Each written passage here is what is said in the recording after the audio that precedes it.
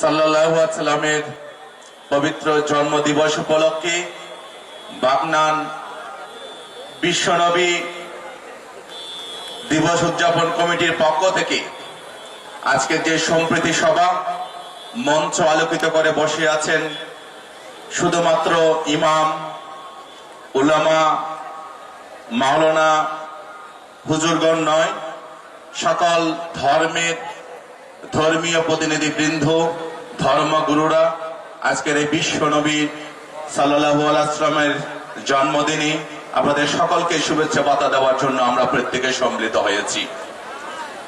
আজকে এই মঞ্চে আমরা যতটুকু জানতে পেরেছি আমাদের বাগনানের বিভিন্ন সংগঠন, বিভিন্ন ব্যক্তিবর্গ আজকের এই অনুষ্ঠানের আয়োজন করেছেন। আমি আরো দুবার এই বাগনানের বুকে এসেছিলাম আমাদের হযরত সৈয়দ শাহ আতিফ আলী আল কাদের সাহেবের আহ্বানে বাগনান খানকা শরীফে, এবং একবারে ছিলাম কিছুদিন আগে আমাদের মহরমের যে শোক মিছিল হয়েছিল সেই শোক মিছিলে একাত্মতা ঘোষণা করার জন্য। আমি আপনাদের সকলকে বৌদ্ধ ধর্মের পক্ষ থেকে, আমাদের পশ্চিমবঙ্গ সরকারের মাইনরিটি ডেভেলপমেন্ট অ্যালায়েন্সের পক্ষ থেকে আন্তরিক শুভেচ্ছা এবং সকলের প্রতি ভালোবাসা জ্ঞাপন করছি। হযরত মুহাম্মদের জীবনী যদি আপনারা প্রত্যেকেই জানেন, যদি পড়ে থাকেন, তিনি যে মানবতাবাদী ছিলেন, তিনি যে সকল ধর্মের মানুষের জন্য ভাবতেন, তিনি তার প্রতিবেশী যারা ইহুদি ছিলেন, যাদেরকে আপনারা হয়তো নাস্তিক ভেবে থাকেন, তাদের কথাও যে হযরত মুহাম্মদ সাল্লাল্লাহু আলাইহি ওয়াসাল্লাম বিভিন্ন ভাবে স্মরণ করতেন, তাদের জন্য দোয়া করতেন, এটা আপনারা সকলে জেনে থাকবেন। এরকম একজন মানবতাবাদী মানুষকে আজকের দিনে আমাদের প্রত্যেকে স্মরণ করা দরকার। কারণ তার জীবন যেভাবে তিনি মক্কার সেই পবিত্র, একটু আগে আমাদের মাননীয় প্রফেসর সাহেব বলে গেছেন যে মক্কা সে কাবা গৃহে যেখানে তার ঘরটা রয়েছে, যেখানে তিনি তার জীবনের বহুটা সময় কাটিয়েছেন, সেই পবিত্র মক্কা। যখন আমাদের বিভিন্ন সময়ে আপনারা হজে যান, আমরা পশ্চিমবঙ্গ সরকারের পক্ষ থেকেই আমরা আপনাদেরকে বরণ করার জন্য এবং সারার জন্য আপনাদেরকে শুভেচ্ছা জানাবার জন্য আমরা এয়ারপোর্টে উপস্থিত থাকি। এই যে পবিত্র জায়গায় আপনারা যান, মক্কায় হজ করতে যান, এই যে হজের পর থেকে যারা আসেন তাদের জীবনে একটা আমূল পরিবর্তন হয়। নামের আগে আপনাদেরকে আল হজ লেখা হয়। আপনারা প্রত্যেকে জানেন যে এই পবিত্র হজের মধ্য দিয়ে আমাদের জীবনের যে একটা পরিপূর্ণতা দরকার, শুধুমাত্র 5 ওয়াক্ত নামাজ পড়ে নয়, শুধুমাত্র যাকাত দিয়ে নয়, আমাদের যেটা দরকার সেটা খুব বেশি করে দরকার। যেমন আমাদের হযরত মুহাম্মদ সাল্লাল্লাহু আলাইহি ওয়াসাল্লাম বিশ্ব নবী আমাদেরকে শিক্ষা দিয়েছিলেন হিউম্যানিটি এবং কমিউনাল হারমোনি। আপনারা প্রত্যেকেই একটা গল্প বারবার শুনেছেন, আরেকবার শুনবেন। হযরত মুহাম্মদ যখন প্রতিদিন তিনি নামাজ আদায় করতে যেতেন, একটা বুড়ি মার পাশ দিয়ে, ঘরের পাশ দিয়ে যেতেন, পুরে ঘর থেকেই সেই ইহুদি বুড়ি মা, বয়স্ক মা, তিনি হযরত মুহাম্মদ সাল্লাল্লাহু আলাইহি ওয়াসাল্লাম দেখেই যখন তার টুপি দেখতেন, তখন তার দাড়ি দেখতেন, তখন তিনি বারবার তাকে বিভিন্ন ভাবে অপদস্থ করার চেষ্টা করতেন। খুব ময়লাগুলো তার সামনে রেখে দিতেন যাতে তিনি ওই ময়লা অতিক্রম করে নামাজ পড়তে যান। কিন্তু হযরত মুহাম্মদ সাল্লাল্লাহু আলাইহি ওয়াসাল্লাম তিনি সব সময় যখন যেতেন এগুলোকে তিনি নাপাক ভাবতেন না।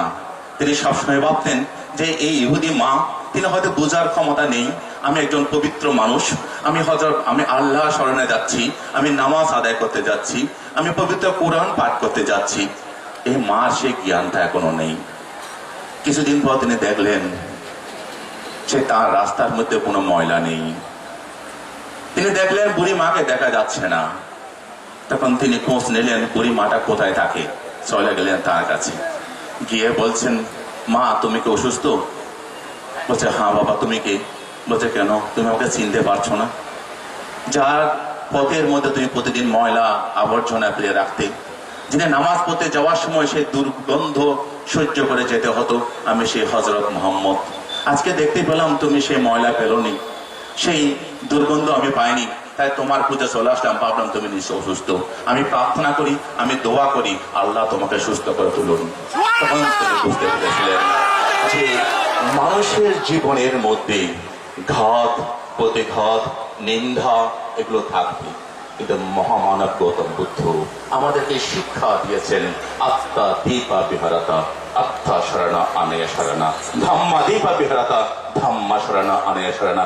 প্রত্যেকে আত্মদীপ করে নিজেকে প্রজ্বলিত করুন, প্রত্যেকে নিজেকে নিজের দ্বীপ নিজেকে প্রজ্বলিত করুন। ধর্মের আলোকে, বিশ্ব নবীর আলোকে, পবিত্র কোরআনের আলোকে, আল হাদিসের আলোকে প্রত্যেকটা মুসলমান ভাইয়েরা যদি নিজেদেরকে আলোকিত করে তোলেন, তাহলে এক একজন আপনারা হবেন আমাদের এদেশের দিকফল। কারণ আমরা চাই প্রত্যেকে, আমরা শুধুমাত্র ধর্মান্ধতা নয়, গোড়ামি নয়, অপরকে হিংসা নয়, বিদ্বেষ নয়, হানাহানি নয়, মারামারি নয়, আমরা চাই প্রেম, আমরা চাই ভালোবাসা, আমরা চাই উদারতা, আমরা চাই সম্প্রীতি, আমরা চাই প্রত্যেকের মধ্যে মিলেমিশে থাকা। সেটাই আমাদের এই বাংলা। এই বাংলার বুকে আমরা বৌদ্ধরা বুদ্ধ পূর্ণিমার দিনে, আপনারা জানেন আমার টালিগঞ্জ বুদ্ধ মন্দিরে আমরা বুদ্ধ পূর্ণিমার দিনে যারা রোজা রাখেন তাদের জন্য ইফতার পার্টির ব্যবস্থা করি। আমাদের এই বাংলায় যে এখানে আপনারা দেখতে পাচ্ছেন আমাদের দুজন হিন্দু ধর্মগুরু বসে আছেন, মহারাজরা বসে আছেন। যে মহারাজ আমাদের শ্রী শ্রী রামকৃষ্ণ দেব, আপনার নাম শুনে থাকবেন, সেই শ্রী শ্রী রামকৃষ্ণ দেব তিনি নিজেও আপনার আমাদের দক্ষিণেশ্বরে সেই মসজিদে গিয়ে নামাজ আদায় করেছিলেন। এই বাংলা সেই সম্প্রীতির বাংলা। এখানে বসে আছেন আমাদের সৈয়দ শাহ আতিফ আলী আল কাদের সাহেব, তিনি একজন বাংলাদেশের খানকা শরীফের পীরজাদা। তিনি সব সময় আমরা একসাথে মিলেমিশে থাকি, শুধু এই অঞ্চলের জন্য নয়। তিনি শুধু জাকাত মুসলমানদের দেন না, তিনি শুধু গরিব দুঃখীকে দেন না, তিনি সকল ধর্মের জন্য পাবেন, সকল ধর্মগুরুদের জন্য পাবেন। আজকে তার আহ্বানে আজকে আমরা এখানে সকল ধর্মগুরুরা, তিনি একবার যখন বলেছেন যে গুরুজি একবার আমার সাথে বাগনান যেতে হবে, কখনো তাকে আমরা না বলতে পারি না, কারণ তিনি সবার সাথে মিলেমিশে থাকেন। এটাই তো আমাদের বিশ্বনবী শিক্ষা দিয়েছিলেন, এটাই তো হযরত মুহাম্মদ সাল্লাল্লাহু আলাইহি ওয়াসাল্লাম আমাদেরকে শিক্ষা শিখিয়েছিলেন, এটাই তো আল্লাহ পাকে শিক্ষা যে সকল ধর্মের মানুষের সাথে।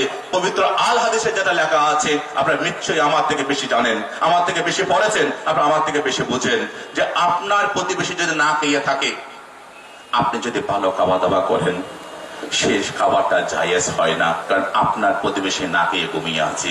আপনার প্রতিবেশীকে দেখতে হয়, সেই প্রতিবেশী মুসলিম না হিন্দু না খ্রিস্টান না জৈন না ইহুদি না বুদ্ধিস্ট, সেটা বড় কথা নয়। সে আপনার নেবার, সে আপনার প্রতিবেশী, সে প্রতিবেশীর প্রতি আপনার দায়িত্ব রয়েছে, তাকে দেখা, তার পাশে থাকা।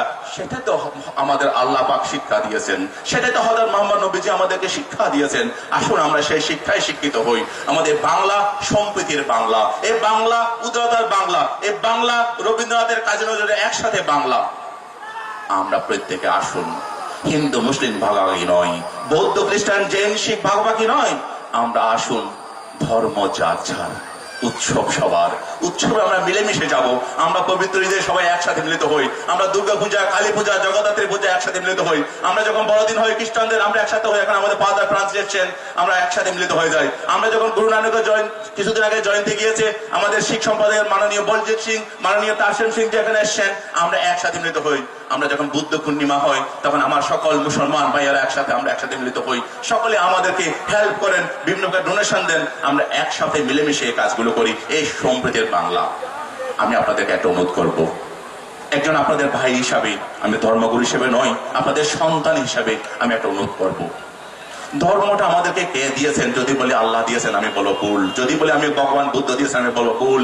যদি বলেছেন গুরু নানক দিয়েছেন, আমি বলো ভুল। যদি বলেন শ্রীকৃষ্ণ দিয়েছেন, আমি বলো ভুল। জন্ম দিয়েছেন আমাদের বাবা মা, কর্ম দিয়েছেন আমাদের বাবা মা, এবং ধর্ম দিয়েছেন আমাদের বাবা মা। যখন আপনারা জন্মেছিলেন, তখন মুসলিম শব্দটা কপালে লেখা আনেননি। আমি বৌদ্ধ সন্ন্যাসী, আমি যখন জন্মেছিলাম তখন বৌদ্ধ শব্দটা আমার কপালে লেখা আনেনি। হিন্দু মহারাজ, তিনি হিন্দু শব্দ লেখা আনেননি। শিখ ধর্মগুরু, তিনি শিখ লেখা আনেননি। খ্রিস্টান ফাদার, তিনি খ্রিস্টান লেখা আনেননি। জন্মের পরে বাবা মা আমাদেরকে, আপনাদেরকে মসজিদে নিয়ে গেছে, আমাকে বুদ্ধ মন্দিরে নিয়ে গেছে, এনাদেরকে হিন্দু মন্দিরে নিয়ে গেছে, এনাদেরকে চার্চে নিয়ে গেছে, এনাদেরকে গুরুদ্বারে নিয়ে গেছে, এনাকে গির্জায় নিয়ে গেছে। আমরা এক একজন ধর্মের অধিকারী হলাম। কেউ বৌদ্ধ, কেউ হিন্দু, কেউ মুসলমান, কেউ খ্রিস্টান, কেউ জৈন, কেউ শিখ। সুতরাং আসুন আমরা আমাদের জন্মদাতা বাবা মাকে অন্তর থেকে ভালোবাসতে শিখি, অন্তর থেকে রেসপেক্ট করতে শিখি। বা বৃদ্ধ বাবা মার ভরণ পোষণের দায়িত্ব নিই, নাম্বার 1। নাম্বার 2, আপনার মাথায় রাখবেন, প্রত্যেকটা ছেলে মেয়েদের, বিশেষ করে মেয়েদেরকে আরো বেশি, আমাদের পশ্চিমবঙ্গ সরকার উদ্যোগে কন্যাশ্রী প্রজেক্টের মাধ্যমে যে আমাদের ভারত সরকার উদ্যোগে বেটি পড়াও বেটি বাঁচাও বেটি পড়াও উদ্যোগে বিভিন্ন প্রকার স্কলারশিপ ব্যবস্থা আছে। কন্যাশ্রী প্রজেক্টের মাধ্যমে মেয়েদেরকে শিক্ষার ব্যবস্থা রয়েছে। আমরা যারা মাইনরিটি সংখ্যাভুক্ত মুসলিম, খ্রিস্টান, জৈন, বুদ্ধিস্ট, শিখ, পার্সি এই 6টা সম্প্রদায় আমরা মাইনরিটিভুক্ত। আমাদের জন্য পশ্চিমবঙ্গ সরকারের পক্ষ থেকে বিভিন্ন স্কলারশিপের ব্যবস্থা রয়েছে। প্রত্যেকটা শিশু যেন শিক্ষার আলোতে আলোকিত হয়, প্রত্যেকটা সন্তান যেন অন্তত বিয়ে পাস করতে পারে আপনার ছেলে মেয়েরা, সেই ব্যাপারে প্রত্যেক অভিভাবক দায়িত্বশীল হবেন এবং প্রত্যেক সন্তানকে অন্তত বিয়ে পাস করাবেন। তাহলে দেখবেন আপনার পরিবার আলোকিত হয়ে উঠবে। আপনার পরিবার যখন একটা শিক্ষিত সন্তান পাবেন কয়েকজন, আপনার বাবা মারা অবশ্যই রেসপেক্ট পাবেন, তাদের দ্বারা আপনার পরিচালিত হবেন। সরকারের উদ্যোগে বিভিন্ন প্রজেক্ট রয়েছে। আমরা অনেকে নেট ঘাঁটি, স্মার্টফোন আমাদের প্রত্যেকের হাতে রয়েছে, 4G নেট আমাদের ইউজ করছি, কিন্তু আমরা অনেকে সেটাকে খারাপ পথে নিয়ে যাই। আমরা সিনেমা দেখি, কিন্তু আমরা দেখি না আমাদের মুসলিমদের কি সুযোগ সুবিধা আছে, আমরা মাইনরিটি আমাদের কি সুযোগ সুবিধা আছে, সেটা একটু দেখুন, নিজে জানুন। আপনার প্রতিবেশী যে জানে না, যার হাতে স্মার্টফোন নেই, যে অত্যন্ত গরিব, তাকে তার ছেলেদেরকে একটু শেখান। প্রত্যেকটা ছেলে মেয়ে যারা স্কলারশিপ পায়, যারা বেকার ভাইয়েরা আছেন, তাদের জন্য আমাদের সরকারের লোন রয়েছে। সরকারের লোনের মাধ্যমে আপনারা অ্যাপ্লাই করলে সেই সরকারি লোনের মধ্যে দিয়ে আপনারা গাড়ি কিনতে পারেন, গতিধারা প্রজেক্টে আপনারা গাড়ি কিনতে পারেন, আপনারা ব্যবসা করতে পারেন।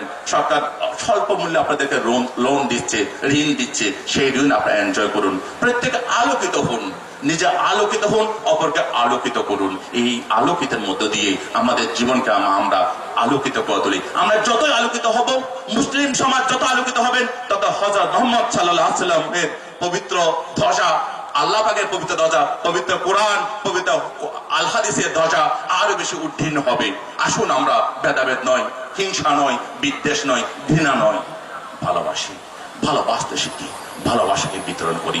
আজকে আমি সকল যারা আজকে এখানে আয়োজন করেছেন, যারা বিভিন্ন প্রকার এখানে পরিশ্রম করেছেন আজকের এই আয়োজনের জন্য, আমাকে আমাদের হযরত সৈয়দ শাহ আতিফ আলী আল কাদের সাহেব আসার সময় আমাকে গাড়িতে দেখাচ্ছিলেন যে গুরুজি দেখুন যে কিভাবে প্রোগ্রামগুলো হচ্ছে। আপনারা দুপুর সেই 2টো থেকেই বিভিন্নভাবে আজকে পদক্ষিণ করেছেন, পদযাত্রা করেছেন, হাজার হাজার মানুষ আপনারা মহানবীর সেই ধ্বজাকে উদ্দীন করেছেন। আপনাদের সকলকে আন্তরিক ধন্যবাদ, সাধুবাদ, কৃতজ্ঞতা জানিয়ে আপনাদের প্রত্যেকে বৌদ্ধ ধর্মের পক্ষ থেকে আন্তরিক শুভেচ্ছা, ভালোবাসা জানিয়ে আমার বক্তব্য শেষ করছি। প্রত্যেকে খুব ভালো থাকবেন। ধন্যবাদ এবং মুবারকবাদ জানাই।